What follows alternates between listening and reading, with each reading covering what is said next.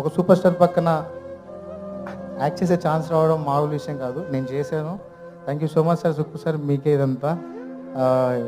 మీ రుణం ఈ జన్మలో తీర్చుకోలేను సార్, ప్రామిస్. అంటే ఈ సినిమా అయిపోయిన తర్వాత నేను చచ్చిపోయినా పర్లేదనేంత ఉండే.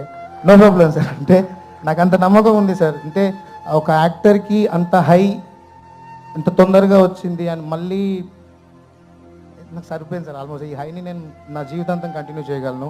I love you so much sir.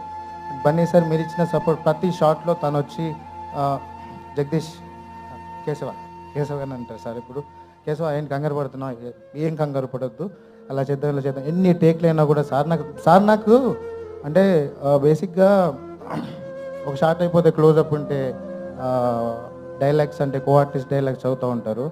But నాకు బన్నీ సార్ ఎప్పుడు నా పక్క నుండి నాకు సపోర్ట్ చేసి తన డైలాగ్స్ కూడా చెప్పి కేశవ్ గడ్ పర్ఫార్మెన్స్ బాగా చేయాలి